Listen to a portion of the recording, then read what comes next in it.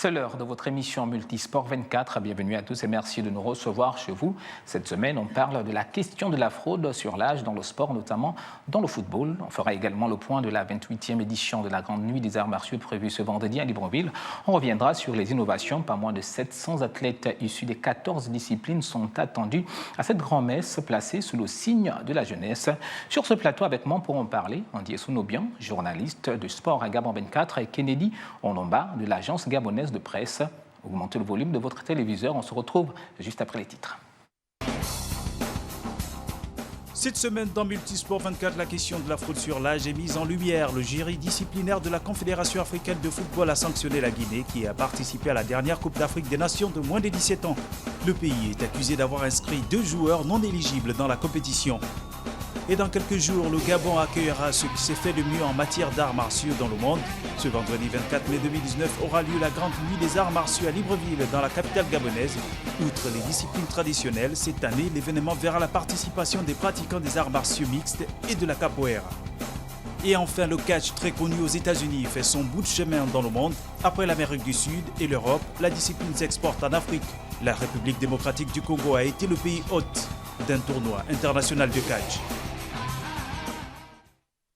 Voilà, c'est le principal thème de cette émission Multisport 24 de cette semaine. Le jury disciplinaire de la Confédération africaine de football a sanctionné la Guinée qui a participé à la dernière Coupe d'Afrique des Nations de football de moins de 17 ans. Le pays est accusé d'avoir inscrit 2 joueurs non éligibles dans la compétition.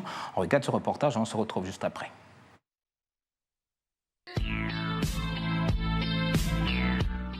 Le verdict est donc tombé. La Guinée version U17 est exclue de la compétition et tous ses résultats et réalisations au cours du tournoi sont annulés. En conséquence, le Sili U17 se trouve également suspendu pour les 2 prochaines Coupes d'Afrique des Nations de la même catégorie et privé de sa qualification pour la Coupe du Monde des moins de 17 ans. De plus, les joueurs fautifs sont interdits d'exercer toute activité liée au football pour une période de 2 ans. Les joueurs Aboubakar Konté et Ahmed Tidiane n'étaient pas éligibles pour participer avec la Guinée au tournoi final de la Coupe d'Afrique des Nations U17 Tanzanie 2019. Cette affaire de fraude réveille de nombreux souvenirs douloureux pour l'Afrique, mais a fait aussi sortir des placards des fantômes que l'on pensait avoir chassés. Quelques cas avérés de triche sur l'âge réel ont ces dernières années défrayé la chronique. Avec les sélections nationales, notamment dans les catégories de jeunes, bon nombre de joueurs ne passent pas le test de l'IRM du poignet et d'autres par contre passent entre les mailles du filet alors qu'il ne fait aucun doute sur la triche. Alors dans ce cas, il serait judicieux et légitime de se demander si le test est fiable et si les conditions dans lesquelles ces tests sont réalisés en Afrique sont réglementaires. Mais surtout, qui est responsable, qui a fait quoi, qui facilite quoi. Les responsabilités sont à rechercher aux 2 bouts de la chaîne, au niveau local comme du côté des clubs européens. Car selon les observateurs du football, diminuer son âge augmenterait l'attrait et les chances d'être repéré, d'autant que les clubs européens sont de plus en plus friands des jeunes joueurs. On retrouve là le stéréotype du joueur africain qui serait un talent brut, mal dégrossi, un diamant à polir via la post-formation. La triche sur l'âge serait également facilitée par la corruption endémique des administrations locales. Bien sûr, ceux qui ne trichent pas restent sur le carreau, alors tout le monde triche. C'est un cercle vicieux selon Christopher Glaze, auteur de Magic System et l'esclavage moderne des footballeurs africains. 2 œuvres qui évoquent de la question des migrations des jeunes footballeurs africains. Pour définitivement endiguer le mal qui ronge le sport roi africain et le sport en général, la Fédération internationale de football, la Confédération africaine, mais aussi le Comité international olympique devront passer nécessairement par une remise en question générale pour en finir avec ce système. Tout le monde doit être conscient de l'effet néfaste que cela a sur le sport à la base. Le Mexique s'était fait attraper en 1988, des sélections en Asie avaient été suspendues par l'AFC en 2008, le Bénin et maintenant la Guinée sont tombés dans les mailles du filet.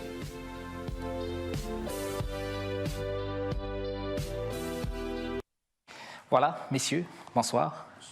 Et merci encore Kennedy d'avoir accepté notre invitation. C'est moi qui vous remercie. Vous l'avez vu, dans ce reportage, on parle de la fraude de l'âge. Finalement, l'Afrique renoue avec ses vieux démons. On pensait avoir fini avec cette question.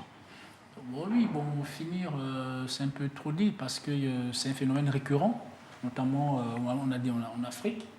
Et moi, j'expliquerais plutôt cet incident en raison de l'immigration des joueurs. Hormis qu'il y a des âges qui sont rectifiés par certaines fédérations, Et il faut également relever que des joueurs dont le talent a été jugé excellent pour être exporté à l'extérieur, certains recruteurs arrivent parfois à rectifier les âges des joueurs. Parce qu'on dit en moins de 18 ans, tu ne peux pas voyager. Parfois, des joueurs, il y a 15 ans, 16 ans, si le talent est jugé prometteur, il y a certains recruteurs qui s'arrangent à rectifier les âges des joueurs pour les faire voyager à l'étranger. D'accord. Est-ce que vous voyez? Donc, ce n'est pas seulement le cas de l'Afrique. Ce sont également des pratiques qui sont encouragées par des recruteurs venant de l'extérieur. Est-ce que vous voyez? Donc, c'est navré. Mais je vais prendre le cas du Gabon. Le Gabon avec l'ère Pierre-Alain Mungengui, s'est arrangé à respecter le critère d'âge du joueur. Je reprends la dernière CAN de U17 en 2017. Il y avait eu un tournoi de présélection dans tout le Gabon. Ensuite, après les meilleurs joueurs sont venus à Libreville. Ces joueurs ont passé des IRM. Du coup, certains qui ne répondaient pas aux critères ont été écartés de facto. Est-ce que vous comprenez? D'accord. Donc, si au niveau du Gabon, moi, je me félicite qu'au niveau du Gabon, on n'a pas ce problème. Est-ce que ce problème, finalement, n'explique pas le fait qu'il y a certains joueurs également, quand ils vont en Europe, et puis après, ils ont du mal à évoluer parce que l'âge les rattrape, le football de haut niveau, sinon le sport de haut niveau, on ne triche pas. Effectivement, la triche, c'est quelque chose d'assez néfaste. Donc du coup, lorsqu'on triche dès le départ, forcément, on se fait rattraper un peu plus tard. On a eu le cas de Raymond Kala. Bien sûr. Voilà, le Camerounais, international camerounais, qui a joué et sur son acte de naissance, c'était un âge bien déterminé. Et sur le plan physique, on se rendait compte qu'il vieillissait, mais très rapidement. Quel est ce jeune qui vieillit aussi vite? Okay. Donc, c'est tout à fait clair, hein, parce que la triche, au niveau des âges, ça ternit, c'est un boulet pour le football africain. Voilà que la Guinée s'est fait rattraper. Pourtant, ils ont fait de bonnes prestations, ils se sont qualifiés.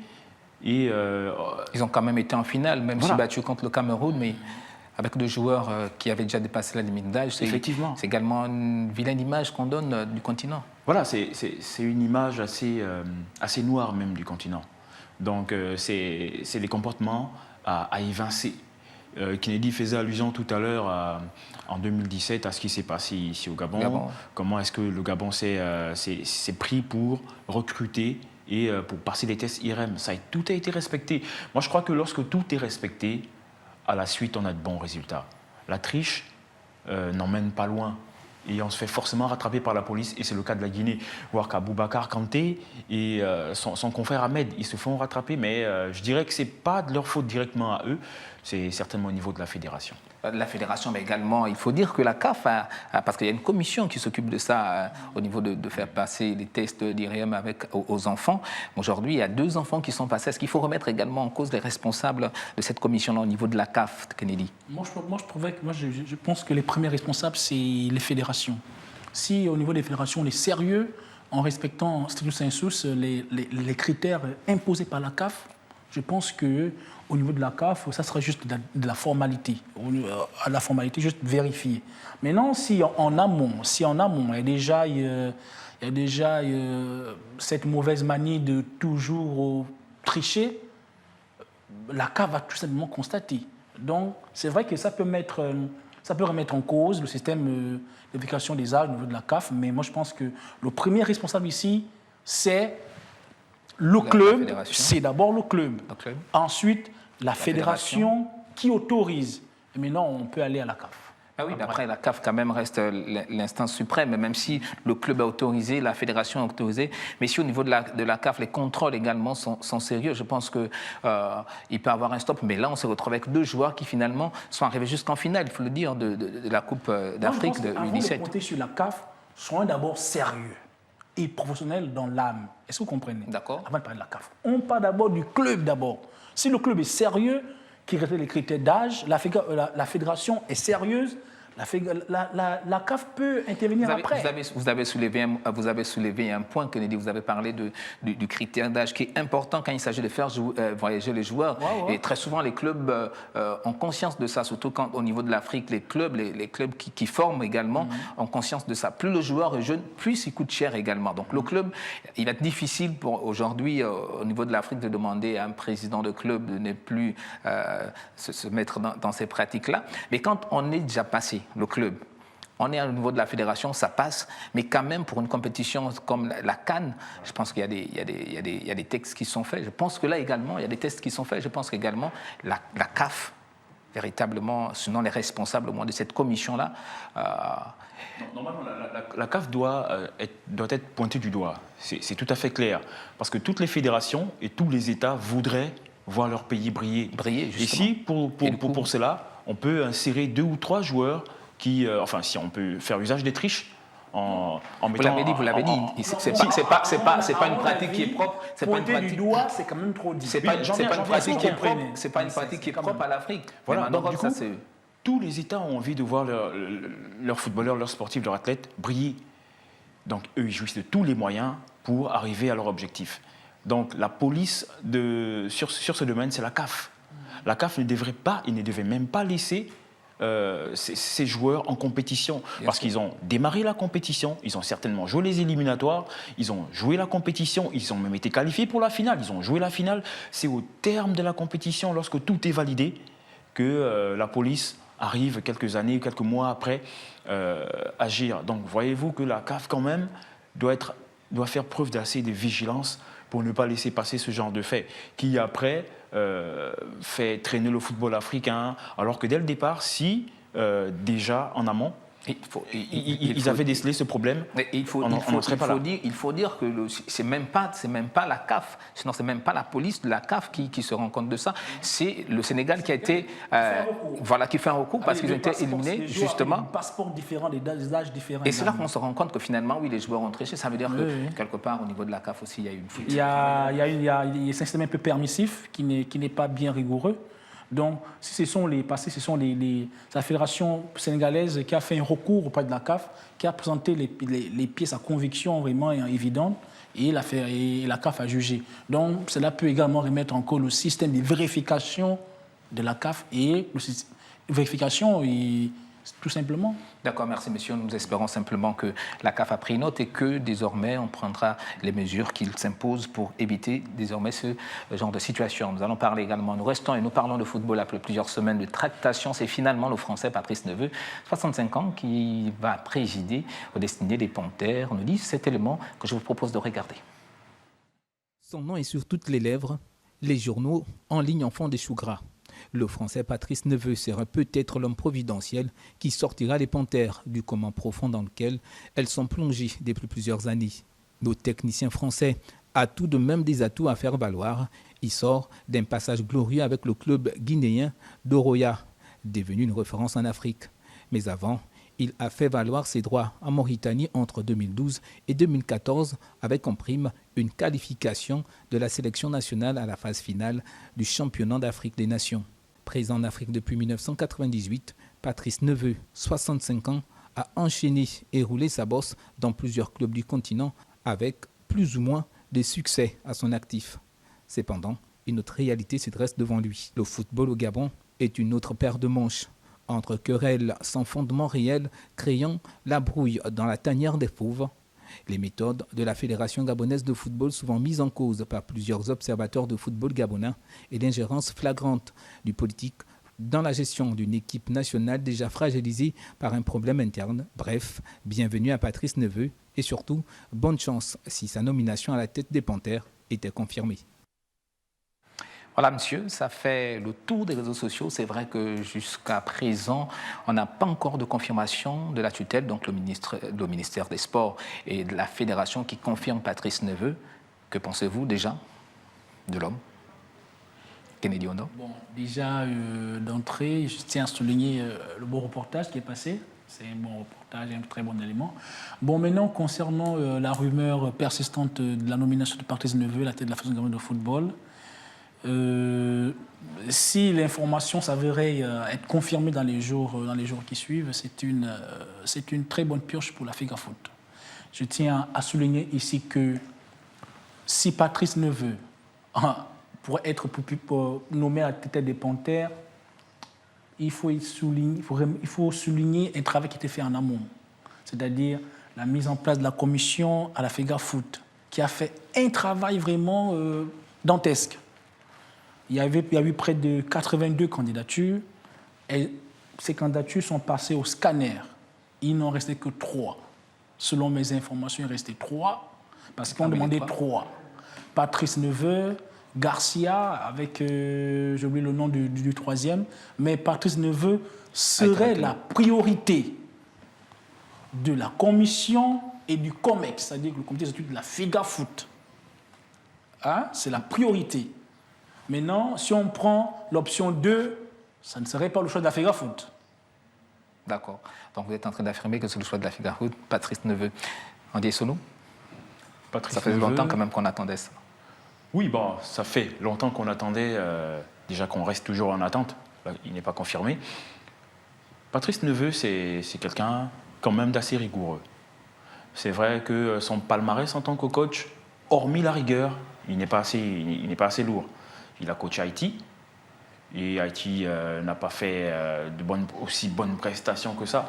Moi, j'aimerais m'apaisantir sur les critères de sélection, les critères de choix. La FEGAFOOT et l'instance supérieure du football, du sport au Gabon sont basés sur quels critères pour choisir, pour le choix, voilà, si venait à être confirmé. Donc, vous voyez que tout a l'air flou, selon moi. Moi, j'aurais aimé qu'on ait un coach de renom, parce que le football gabonais est appelé à renaître.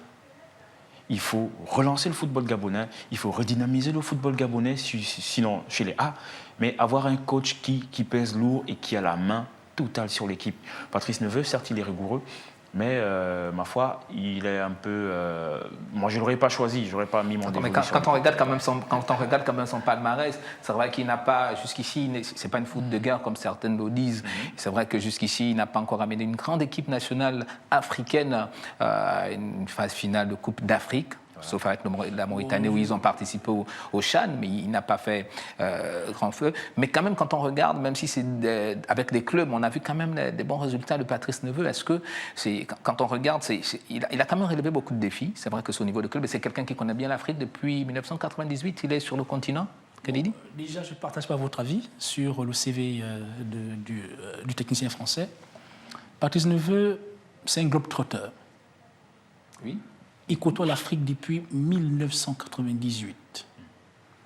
Il est passé d'abord en Guinée en tant que DTN. Ensuite, il est passé d'abord au Niger en tant que DTN. L'année d'après, il est passé en Guinée. Il a qualifié la Guinée à la Coupe d'Afrique 2006. Il passe le premier tour, élimine l'Afrique du Sud, le Sénégal. Après, en 2006, quand même, quand on parle d'Afrique du Sud, ce n'est pas une référence. On est en 2006. Oui. C'est de vous dire. Et lors de cette CAN, la Guinée s'est fait distinguer par son jeu, son beau jeu. Jouer au ballon, le beau football. D'accord. C'était l'une des pièces, c'était l'une des marques de la Guinée. L'une des touches apportées par Patrice Neveu à l'époque de Titi Camara, Fendounou, Pascal Fendounou, on se souvient. Donc, l'Afrique au Sénégal, l'Afrique du Sud, attention, c'est... On parle de 2006, aujourd'hui en 2019, et jusqu'ici, quand même, Kennedy, Patrice Neveu n'a pas... Allons-y. Il prend l'équipe de la Mauritanie, qui était exclue de toute compétition africaine, qualifie la Mauritanie au Chan. Oui. Au Chan, après ils sont fait éliminer. Il prend l'équipe d'Haïti. Il qualifie l'Haïti pour sa première compétition internationale, la Copa América. Il n'avait jamais pris part à une compétition internationale. Quand Patrice Neveu arrive à la tête de la sélection haïtienne, il la qualifie à la Copa América. Donc, attention, on n'a pas en face de nous un inconnu. Non, on n'a pas en face de nous un inconnu. On a en face d'un gars qui a un palmarès, un vécu en Afrique, hormis qu'il ait entraîné au Niger, en Guinée, il est passé par le Maroc, il est passé par l'Égypte, il est passé par la Mauritanie. Et surtout des clubs. C'est un globe, on a dit c'est un globe-trotteur. Il est passé grand par la Guinée, Aroya. Bien sûr. Attention. À peine. Donc on a en face de nous. On a quand même quelqu'un qui connaît. Ce sont ces critères. Ce sont des critères qui ont amené la commission de la FEGAFOOT de tabler sur Patrice Talon. Je vois Andy Sono qui est en train de donner de la tête. On a comme l'impression que vous n'êtes pas d'accord avec... vous n'êtes pas en phase avec ce que Kennedy. Je ne partage pas totalement le point de vue de Kennedy. C'est vrai que Patrice Neveu, il a un passé, comme tout entraîneur a un passé. Il y a des beaux et des mauvais jours. Positif quand même. Beaucoup positif. Il y a des bons... Moi, positif, je ne dirais pas. Parce que le Gabon, on n'est plus là à chercher un entraîneur qui se cherche. Qui se cherche. Parce que les derniers exploits de Neveu remontent, je crois, en 2006. Non, c'est en Guinée avec le Oroya. Oui, mais... Non, quand on parle de 2006, il parle de l'équipe nationale. Oroya, c'est un club. Bon, on parle d'un exploit. Le dernier exploit remonte avec peut-être la Haïti. Ok, on te le concède avec Haïti, mais le Gabon, comme je disais, n'a plus besoin de quelqu'un qui se cherche. On a besoin de quelqu'un qui puisse emmener le football gabonais, sinon l'équipe nationale, à un niveau autre que les quarts des finales de la Coupe d'Afrique des Nations. Et pourquoi pas une qualification vers un mondial. Moi, je vois que le choix qui se présenterait être le meilleur, celui de Neveu. On avait quand même plus de 80 candidatures. Quand même, donc. Attention, il y avait des critères. Ce que j'ai dit, il y avait des critères qui ont été fixés, et je pense quand même que ce sont des professionnels, des connaisseurs de football qui ont constitué cette commission-là, qui aujourd'hui a proposé Patrice Neveu. Mais également, il y avait des noms. Il y avait un certain Roland Courbis, bien sûr. Il y avait Carteron qui malheureusement est l'entraîneur du WAC au Maroc. Son dossier a été retiré. Il y avait Courbis, son dossier a été retiré parce qu'il y avait des gens derrière cette candidature. Il y avait des gens, on peut dire quoi, des agents anti-griffes qui soutenaient des candidatures. Donc ces dossiers ont été écartés. Mais toutes les candidatures sont soutenues par des agents. Pas forcément. Parce que ces entraîneurs, de manière générale, ont des agents je parle des personnes sur le plan local. Ah, sur le plan local, d'accord. Qui ont même approché, c'est vous qui le dites. Qui ont même approché certains membres de la commission. C'est vous qui le dites. Je le dis, j'assume. Andy ? Patrice Neveu, si j'essaie de surfer sur la vague de Kennedy, c'est quelqu'un qui a quand même un passé, un vécu dans le monde du football. Il est bien connu. C'est également quelqu'un... Et surtout en Afrique. Quand même, depuis 1998, c'est beaucoup. Ça veut dire qu'il connaît bien l'Afrique, les climats, il connaît les comportements, les habitudes. Donc, il faut dire que... Donc, moi, lorsqu'on laisse à ce gars la pleine gestion d'une sélection, je crois qu'il peut faire des merveilles. Justement, en parlant de pleine gestion, est-ce que vous pensez que ça peut être le cas ? Justement, est-ce qu'il n'aura pas les mains liées ? Connaissant le football gabonais et africain de manière générale, on a souvent des personnes qui interfèrent dans les choix de l'entraîneur, dans le classement et autres. Mais je crois que c'est quelqu'un qui, lorsqu'on l'emmène sur ce chemin, lorsqu'il y a des interférences, lorsqu'il y a des personnes autres que son staff technique qui agissent dans le choix, dans ses différents choix, je crois qu'il souvent il plie bagage. Il est très rigoureux là-dessus, et si jamais il n'a pas le plein pouvoir de l'équipe, il peut nous faire fausse route pendant qu'on serait en pole position de une qualification. Puisqu'on en parle finalement, Kennedy, qu'est-ce qui pourrait être la véritable difficulté pour Patrice Neveu pour mettre en musique tout ce qu'il sait faire ? La discipline. C'est la tanière. Il y a une discipline notoire dans cette équipe. Il faut un homme de poigne. Et selon mes informations, Patrice Neveu est un homme de caractère. Il y a une indiscipline dans cette équipe. Il faut tout mettre à plat. Est-ce que ce n'est pas une discipline qui est soutenue ? Entretenue. Par qui, par exemple ? Par la fédération, par je suis désolé parce que moi qui suis un peu au fait de l'information sportive, notamment de la FEGAFOOT, Pierre-Alain Mungengui laisse les coudées franches au coach de choisir. Il n'interfère pas dans les choix. La preuve en est que la dernière convocation, Cousin a appelé, il a même appelé des gens qui n'avaient pas de club. Est-ce que vous voyez Jules Chris Nguema. Il a appelé des joueurs qui n'avaient pas de club, mais après quand même... Alors, il cumait les barres ici à Libreville. D'accord. Maintenant, au niveau du travail, je suis à mon niveau, je n'ai pas d'inquiétude pour la FEGAFOOT concernant laisser libre cours à Patrice Neveu de faire son travail. Maintenant, vous l'avez très bien relevé dans votre reportage que le football gabonais s'ouvre également de l'émission du politique. C'est ce que vous avez dans notre pays parce qu'on veut amener la politique partout. Vous avez un Patrice Neveu qui a fait des exploits avec d'autres équipes africaines. Vous avez, on le nomme, si on le confie à la tête des Panthères, il fera à mon niveau mieux. Parce que vous pouvez avoir une équipe, vous avez Aubameyang, vous avez Lemina, vous avez Ibrahim Don, vous avez Alevina qui va signer bientôt à Clément en D2, vous avez Ochanga. Il y a du talent. Il y a du talent, mais c'est un talent à canaliser. Et pour canaliser, laisser de plein pouvoir à Neveu. Et il faudrait que le politique... On a Daniel Cousin quand même qui était là, qui est ancien joueur. Il a joué avec certains d'entre eux quand même, mais qui n'a pas pu, à mon avis, qui n'a pas pu canaliser... Daniel Cousin ne fait pas l'unanimité au sein de l'Assemblée des Panthères. Je suis désolé. Il ne fait pas l'unanimité. Et ça va être difficile quand même de trouver un entraîneur qui fait l'unanimité au sein d'une équipe quand même. Non, on peut le trouver. On peut le trouver. Je pense que si la FEGA Foot a tablé sur Neveu, c'est parce qu'il répond aux critères.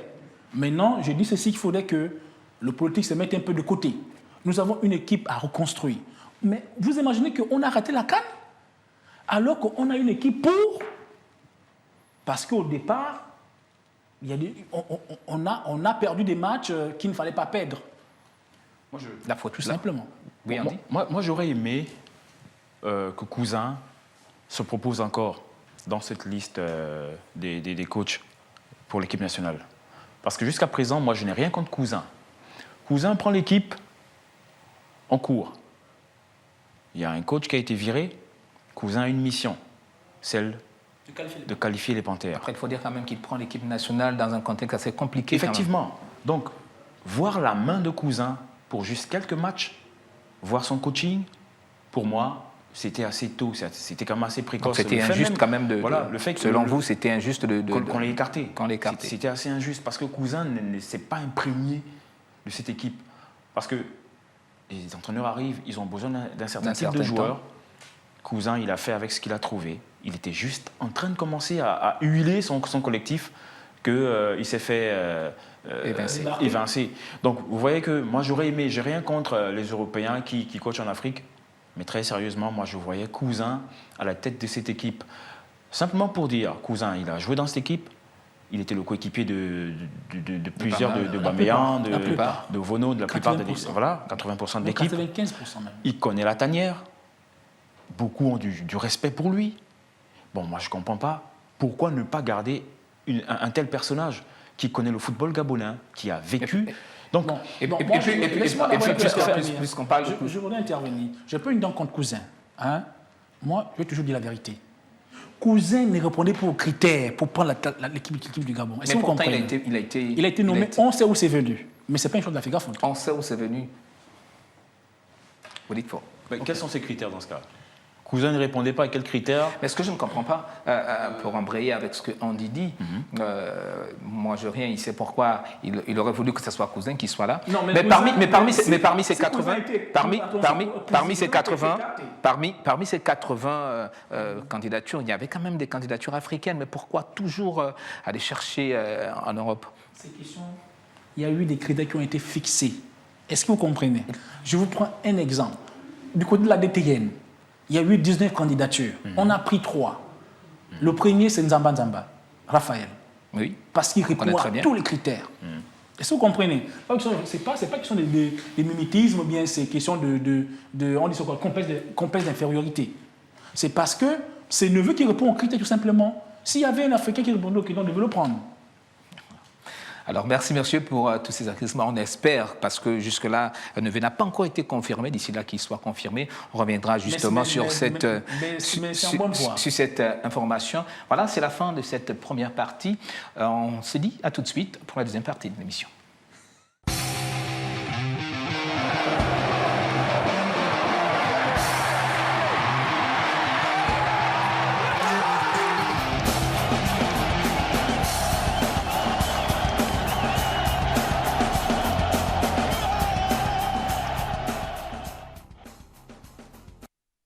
Deuxième partie de votre émission Multisport 24. Sur le plateau, Rodney Ovono nous a rejoint. Rodney, bonsoir. Bonsoir, messieurs. Vous êtes en forme? Oh, toujours. Alors, avec vous, on va parler de boxe. Messieurs, le Gabon a accueilli le championnat de boxe de zone 3. Le Maroc chez les dames et l'Algérie chez les messieurs ont pulvérisé cette compétition, on va le dire. Oui, il faut le dire, l'Afrique du Nord a dominé cette Coupe d'Afrique des Nations de la zone 3 en boxe. Chez les hommes, on parlait de l'Algérie avec 5 médailles d'or et 1 médaille d'argent. Le Cameroun qui se classe deuxième à ex-aequo avec le Gabon. L'organisation fut difficile. C'est vraiment courageux de voir que le Gabon a pu comme ça se surpasser parce qu'à moins à 24 heures de l'organisation de cette compétition-là, l'on se demandait encore est-ce que le Gabon serait le pays hôte de la compétition. Les choses se sont faites. C'est vrai que tant que peut se faire, il y a eu beaucoup de difficultés, mais le Gabon s'en sort plutôt bien. C'est vrai qu'aujourd'hui, tous les observateurs de la boxe au Gabon et dans la sous-région de l'Afrique centrale déplorent un peu cette organisation qui n'était pas, on va dire, qui n'était pas bien ficelée. L'organisation n'était pas bien ficelée. Kennedy, faute certainement moyen de bloquer un peu en retard. Finalement, le Gabon a organisé tant bien que mal, Ronald disait, cette compétition de la zone 3 de boxe. Mais malheureusement, le Gabon, sur 14 combattants représentés, seuls 4 ont fait honneur, sinon 2, avec 2 médailles d'or. Un ratio quand même, selon vous, suffisant? Bon, il n'est pas suffisant, il est forcément faible. Maintenant, je voudrais plutôt mettre un point d'honneur sur la Fédération gabonaise de boxe qui s'est débrouillée à organiser cette compétition. Moi, je l'ai suivi, je l'ai regardé à distance parce que j'étais, à mon avis, écœuré de l'organisation de cette compétition-là. On parle d'une zone 3. Il y a eu, je crois, 7 pays. Il y a eu 11 pays. Finalement, sur 11, 7 ont répondu. Déjà, je tiens à souligner le manque de communication sur cet événement-là. Oui. C'est une compétition internationale. Bien sûr. Où l'image du Gabon est vendue à l'extérieur. Elle s'est déroulée incognito. Presque, il n'y a eu aucune communication. Vous avez vu des affiches dehors, les affiches annonçant... Il n'y a aucune affiche, justement. Aucune affiche. Pas de spot télévisé. Est-ce qu'il y a eu des spots ici à Gabon 24? Je ne pense pas. À Gabon Télévision, je ne pense pas aussi. Donc, bon, on va accuser le manque de moyens. Mais il y a des partenaires qui sont là. La boxe attire quand même, il y a quand même des partenaires. En plus, on sait qui est à la tête de cette fédération. On sait. Hein? Ce n'est pas un citoyen lambda qui est à la tête de cette fédération. C'est un Gabonais comme tout autre. Il est président de la fédération, il s'est présenté, il y avait d'autres... Maintenant, au niveau de la moisson, c'est un problème de préparation. Il y a eu un championnat national qui s'est organisé, ça fait 2 semaines. On a pris, paraît-il, les meilleurs. Mais après ce championnat, les gars, ils ont seulement eu 3 jours de préparation. Qu'est-ce que vous voulez avoir avec 3 jours de préparation pour une compétition qui va regrouper les meilleurs Africains? Du coup, on mérite ça. On mérite ça. Parce qu'il faut désormais, est-ce qu'il faut à chaque fois revenir sur les mêmes choses? Je pense que le ministre des Sports actuel, Alain-Claude Bilibinze, justement, a mis un accent sur ces compétitions-là, que désormais, s'il n'y a pas de compétition en amont au niveau national, que le pays ne participe plus aux compétitions internationales. Les gens se révoltent de cette décision, mais c'est la meilleure. S'il n'y a pas de compétition domestique pour préparer les athlètes, ça ne sert à rien de se confronter à ce qui se fait de mieux à l'étranger. On avait quand même les Algériens, les Marocains qui ont pour habitude. Les baroudeurs. Vraiment, ce qui se fait de mieux en matière de pugilisme sur le continent. Alors, vous avez, après cette compétition-là, prépare les Jeux africains, prépare les Jeux olympiques. Donc déjà, on va encore se confronter à ces mêmes pugilistes et 1 an plus tard, il faudra se confronter aux meilleurs boxeurs de la planète. Si on n'est pas prêt, alors n'organisons pas de compétition parce qu'il n'y a pas de tournoi domestique pour préparer les athlètes. Si vous emmenez 14 et que vous n'avez que 2 médailles d'or, même si vous êtes classé... vous êtes à domicile. Comme on le dit communément, vous jouez à domicile. Et vous n'avez que même 2 médailles d'or, c'est insuffisant. Ce n'est pas bon. Ça montre là un manque de préparation. Aujourd'hui, on se plaint du partenariat des entreprises qui devraient investir dans le sport. Mais c'est à chaque fédération, c'est à chaque entité de se battre pour chercher des fonds. L'État ne va pas tout faire, on le dit. On va continuer, moi je vais toujours répéter, avoir ce message-là, l'État ne va pas tout faire.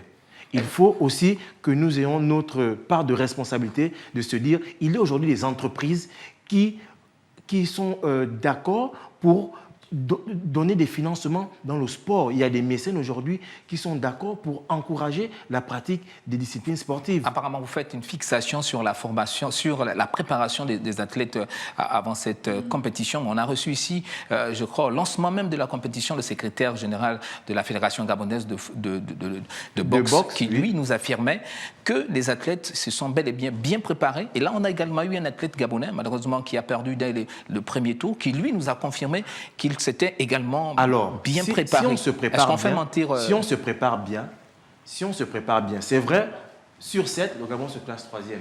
Mais les chiffres ne sont pas là. Les chiffres sont les 2 sur 14. Voici l'arbre qui cache la forêt. C'est ce que l'on regarde. Les 2 médailles d'or sur 14 athlètes. Quand on sait que dès la première journée, on en a eu 4 balayés d'un coup. Alors, donc, ça veut dire qu'il n'y a pas eu de préparation. C'est vrai, s'ils estiment qu'ils se sont préparés, d'accord, on va le leur concéder, mais les chiffres sont là. C'est 2 médailles d'or sur 14 athlètes qui étaient présents. Est-ce qu'il faut dire que finalement la boxe meurt quand on sait quand même que la boxe, on l'a souvent dit sur ce plateau, que la boxe a été le premier sport qui a fait en sorte que le Gabon participe aux Jeux Olympiques. Aujourd'hui, la boxe, est-ce que la boxe finalement devient l'ombre d'elle-même? La boxe, lorsque Alfred Bongo a pris la fédération en 2017, malgré tout ce qui se passe autour, j'ai senti un renouveau. J'ai senti un renouveau, qu'il avait envie, même s'il a rencontré des difficultés au niveau de sa légitimité, parce qu'il faut le dire jusqu'à présent, l'Africa Boxe est suspendue par le Comité national olympique. Donc du coup, ils n'iront pas aux Jeux Olympiques, parce que c'est les Jeux Olympiques qui envoient les noms. Voilà. Est-ce que vous comprenez? Le CIO. C'est-à-dire qu'on passe par le Comité national olympique pour que les noms soient aux Jeux Olympiques. Donc, du coup, la Fédération gabonaise de boxe, au moment, elle est exclue de cette compétition. Parce que jusqu'à présent, elle est suspendue. Mais tout déjà, depuis 2017, 2018, 2019, la sanction n'est pas encore levée pour la Nation olympique. Maintenant, est-ce que ce n'est pas également ce qui joue quand on parle de partenaire, si la sanction n'est pas encore levée sur la... Mais non, je parle de renouveau. Alfred Bongo, il a mis les moyens quand il est arrivé. J'ai senti qu'il avait envie. Mais attention, il ne va pas tout faire aussi. Il ne va pas tout faire. Qui doit faire le reste? C'est l'État. L'État doit accompagner. De la boxe. L'État doit accompagner. Oui. C'est un devoir. L'État doit accompagner. Si le président, qui on le sait, a quand même des moyens, a réussi à prendre de sa poche, je pense qu'à un moment donné, il va s'essouffler. Je crois qu'Alain-Claude Bilibinze, qui est actuel ministre des Sports, l'a dit aujourd'hui, il n'est plus question que l'État fasse tout, que les clubs, que les fédérations aussi, également. Non, je pense qu'il y a une exception avec la boxe. Je vous ai relevé les actions posées par ce monsieur. Il a mis les moyens, Mais à un niveau, il est soufflé. Il faudrait qu'il organise le championnat national de boxe. Ça fait 2 semaines, avec ses propres moyens. Alors que depuis 2016, il n'y avait plus rien du tout. Il ne faudrait pas aussi que le Gabon se retrouve dans la même situation que l'Espagne, où le football espagnol était confronté au même problème que la situation économique. C'est ça la vérité. C'est que le Gabon, aujourd'hui, les fédérations se meurent à le Gabon est en train de retrouver le poil de la bête, parce qu'en récession, il y a quelque temps, et ça a joué, bien sûr, réellement sur les économies même des fédérations. Et voilà pourquoi le ministre d'État en charge des sports avait demandé à ce qu'aujourd'hui on passe au mécénat, on passe au sponsoring. Voilà, système. Parce que même si on donne des sous, est-ce que ces sous seront suffisants? Attention, pas forcément. Avant de passer au mécénat. Et quand même, c'est fut les années antérieures. Quand même, il y a de l'argent qui avait été versé dans le sport, malheureusement mal géré. Aujourd'hui, d'argent depuis 2009, quand le président Ali arrive au pouvoir, il a mis énormément d'argent. Donc vous comprenez aisément la position du gouvernement qui aujourd'hui veut mettre des garde-fous de l'argent pour mettre. Il n'est plus question de jeter de l'argent par la fenêtre. Je prends un exemple avec la LINAF. L'INAF prenait près de 12 milliards l'année.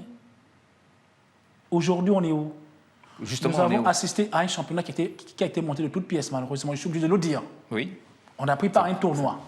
Aujourd'hui, on est en play-off. On a dit, vous faites 4 ans. Ensuite, vous allez vous autonomiser. Autofinancer. Aujourd'hui, il n'y a rien. La Ligue nationale de football... Mais est-ce que là, la faute est à l'État? Non. C'est Alors parce que c'est l'État qui a le l'État cadre devrait avoir un des mot de fonds. regard sur la gestion de cet argent-là. Donc, vous pensez que l'État Bon, n'a pourquoi pas je assez disais- regardé? Vous êtes sûr que l'État n'a pas eu Je vais vous dire, d'ailleurs, Donc l'État n'a pas.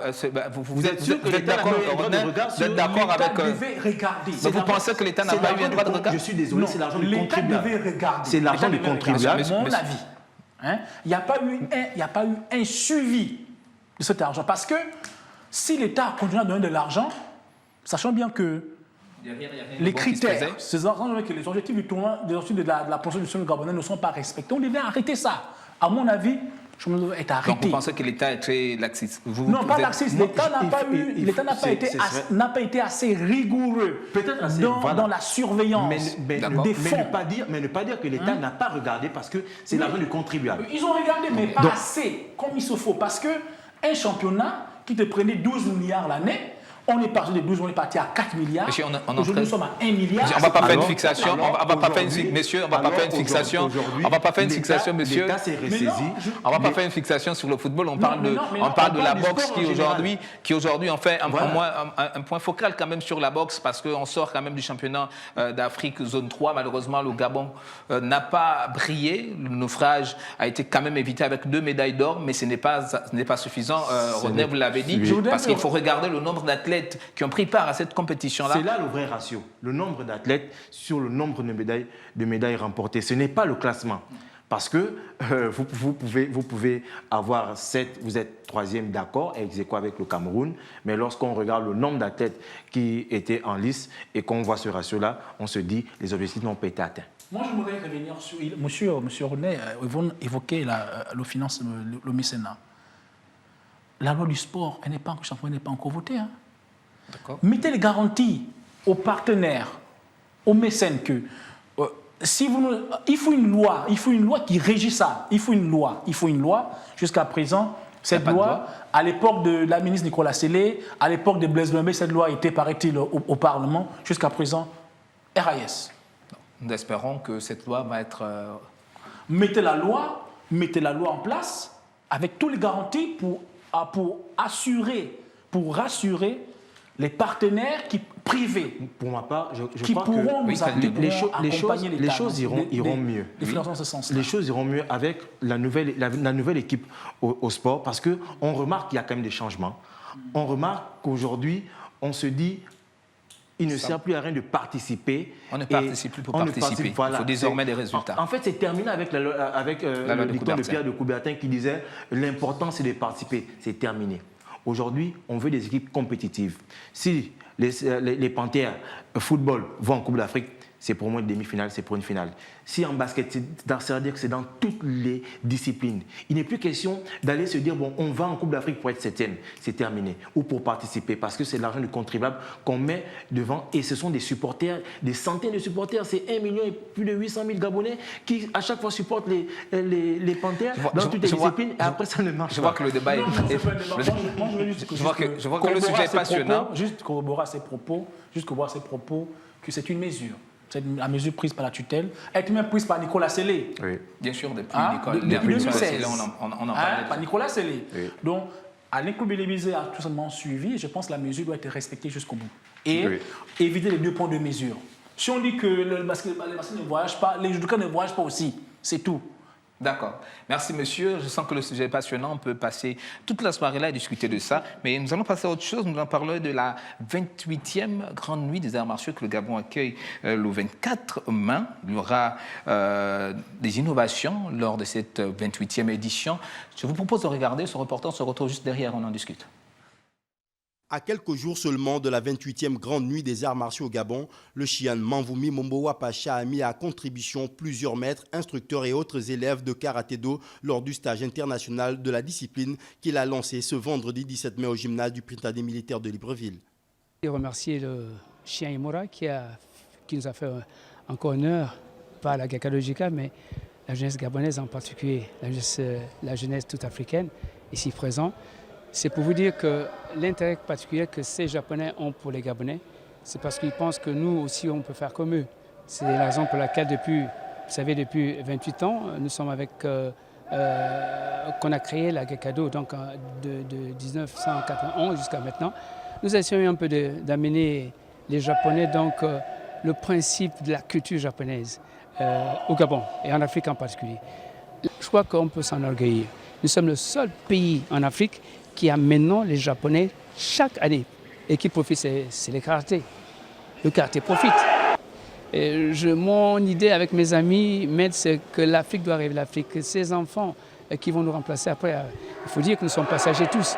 Il faut qu'ils rêvent l'Afrique, il faut qu'ils rêvent l'Afrique, il faut qu'ils rêvent être des grands maîtres comme Inoida, comme Takanori, comme ce qu'on voit dans les films et tout ça. Comme en mars dernier au dojo de l'Agakado Jike, le maître Wapache est revenu sur les postures, les blocages et les attaques, mais surtout sur le rôle des hanches. On peut être gros, gras et mince, mais je battrai ces messieurs parce que je veux utiliser ma hanche pour le frapper. Là, la force. Vous voyez la hanche, boum, je suis plus fort que quelqu'un qui frappe sa hanche. Vous voyez un peu le mouvement, regardez un peu le mouvement. Regarde le mouvement, je n'ai pas de force. Regarde le mouvement, je n'ai pas de force. Et maintenant, je vais utiliser ma force. Là, avec Kimé, je frappe avec ma hanche et je me tourne plus fort. Eh bien, avec 180 joules, je peux y aller. Quand on utilise sa hanche, eh bien, ça te fait non seulement on est technique, mais on a aussi la santé. La santé qui est très importante. La santé. Et la santé, ça commence par la santé et la force des arts martiaux commence par la cible abdominale. Du moment où votre cible abdominale n'est pas vraiment, il n'y a pas un gainage à cette cible, eh bien, on est faible. On est faible. Alors, on va frapper comme ça. Non, il n'y a pas de force. Je vais utiliser la même chose. La même chose. Là, la même chose. Là, la même chose. Donc, tu bien ma hanche. Ma hanche, la frappe. Je la frappe. Pendant plus de 2 heures, sous la supervision du grand maître japonais Imura Takenori, 8e dan et chef instructeur Jike, les stagiaires ont revisité les bases, socles du karaté-do à travers le Goshuku, une pratique qui consiste à apprendre et à étudier ensemble avec un objectif spécifique. Voilà, une 28e édition de la Grande Nuit des Arts Martiaux qui se prépare petit à petit, Rodin, des innovations pour cette édition. Alors, les innovations, ce sont les nouvelles disciplines qui ont été greffées à la Grande Nuit des Arts Martiaux. On parle là du Mixed Martial Art, le MMA, les arts martiaux mixtes, très appréciés aujourd'hui en Afrique. On voit même qu'on a même des champions nigérians. Et aussi la capoeira. Cette discipline... Le MMA quand même aussi qui fait déjà son petit bout de chemin au Gabon. Qui fait son petit bout de chemin au Gabon. Je crois qu'on aura des athlètes gabonais qui vont comme ça montrer comment cela se passe, parce que les gens le regardent beaucoup dans les télévisions occidentales. Mais aujourd'hui, la population aura l'occasion de voir c'est quoi le Mixed Martial Art. Il y a également la capoeira, je parle de la capoeira, ce sport brésilien, là, cette discipline brésilienne qui mélange combat et danse, vraiment de... Voilà, il y a un peu tout cela. Mais la grande déception, c'est que la Nuit des Arts Martiaux ne se passera pas au Palais des Sports de Libreville. C'est dommage que ça se passe au Prytanée militaire. C'est plus petit, alors que ça aurait été intéressant de remplir les 5000 places du Palais des Sports de Libreville. Et surtout que l'entrée est gratuite. L'entrée est gratuite, oui, l'entrée est gratuite. Ça va permettre aussi à tout le monde, comme chaque année, de se retrouver à travers cette discipline sportive-là. Et il faut le dire aussi, c'est que la Grande Nuit des Arts Martiaux a révélé beaucoup d'athlètes, a révélé aussi beaucoup de disciplines. Non, mais déjà féliciter Maître Manfoumi Wapacha. Ça fait quand même 28 ans, c'est toute une vie qu'il porte. C'est toute une vie. C'est une tradition au Gabon désormais. La preuve est que cette compétition est inscrite dans la loi des finances. Oui. Donc ça veut dire qu'aujourd'hui, on ne peut plus imaginer une année au Gabon sans une tradition. Des arts martiaux. C'est une tradition. Et dernièrement, il me relevait qu'il n'y a pas encore le pognon, de l'argent, mais il me rassurait, il m'avait rassuré qu'avec ou sans l'apport de l'État, la compétition aura lieu. Mais lui, contrairement au club et aux fédérations dont on faisait allusion, il a beaucoup de partenaires. Oui, mais non, moi c'est pas bien. Mais non, il faut également relever que cette compétition, cette édition, cette 28, sera beaucoup axée sur la jeunesse. Bien sûr. Il a dit, c'est pour la jeunesse. Donc vous allez voir des enfants qui vont venir au gymnase, tout ça, des enfants, des pratiquants locaux, des bas âge, qui vont intervenir. Ce sont des athlètes de bas âge. Donc la primeur sera faite aux enfants. Mais non, moi j'ai un petit souci. Finalement, qui a droit au palais de sport? si la grande nuit des arts martiaux aura lieu dans un gymnase aussi modeste que le Britannique militaire, qui est mal éclairé, je dis bien mal éclairé, vous qui faites la télévision, vous avez un reportage au Britannique militaire, c'est un problème pour l'éclairage. Pourquoi? Pour Palais des Sports, c'est un bâtiment de l'État. Et la grande maison martiaux. C'est la maison des sportifs. Et la maison des sportifs. C'est pas la maison du ministère. C'est pour les sportifs.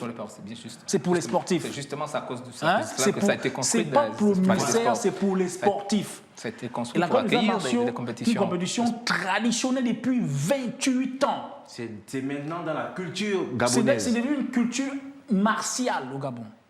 Bon, pourquoi l'organiser au Britannique militaire qui est une institution privée? Je crois que le ministre des Sports est en train de vous regarder. Il va certainement par votre canal... nous prions, effectivement. J'ai pris à ce que le ministre d'État au sport, Alain Claude-Levisé, lors de ce levant, on a encore 4 jours, libère le palais de sport à la grande des arts martiaux. C'est une déception. C'est une compétition, je peux dire même étatique, vu qu'elle est inscrite dans la loi de finances. C'est une compétition qui est reconnue par l'État gabonais. Jusqu'à présent, elle est financée par l'État gabonais. Alors pourquoi l'organiser au gymnase le Britannique militaire, qui est mal éclairé? C'est vrai que la zone des Petits Paris n'est pas sécurisante. C'est peut-être aussi un code de la sécurité. Elle n'est pas aussi sécurisée. Peut-être c'est ce qui a mis à ce qu'on change de site. Parce que Petit Paris... avec le banditisme qui c'est comme si tu étais en banlieue brésilienne. Hein. D'accord. Nous allons avancer dans cette émission, messieurs. Nous allons parler de boxe, de mondial 2023, mais également de course GP. C'est le Flash Info de votre édition.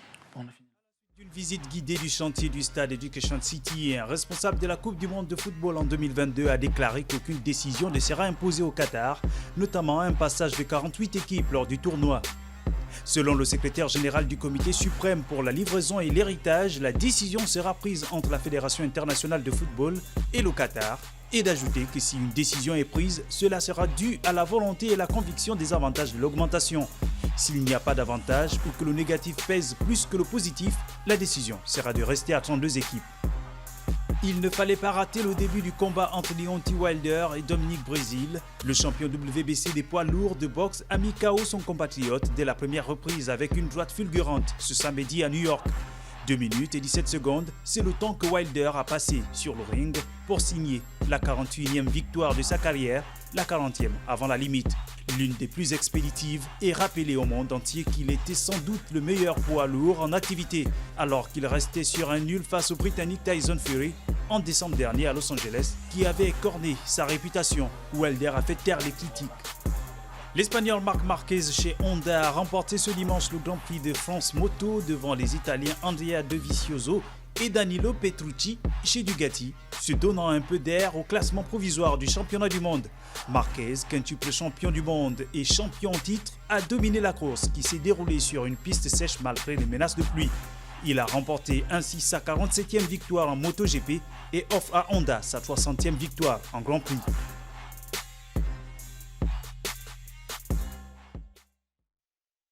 Un mini tournoi de catch réuni en République démocratique du Congo, des catcheurs anglais, congolais et angolais. C'est notre buzz du net de la semaine.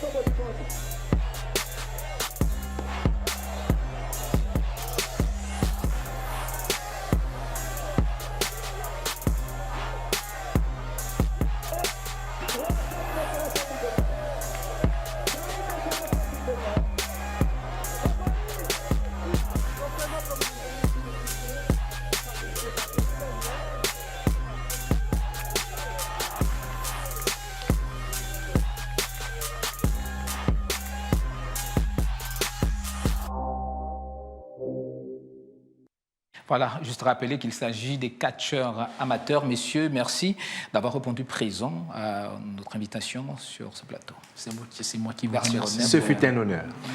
Voilà, c'est tout pour aujourd'hui. Merci de nous avoir suivis. On se retrouve la semaine prochaine. Restez câblés sur votre chaîne préférée.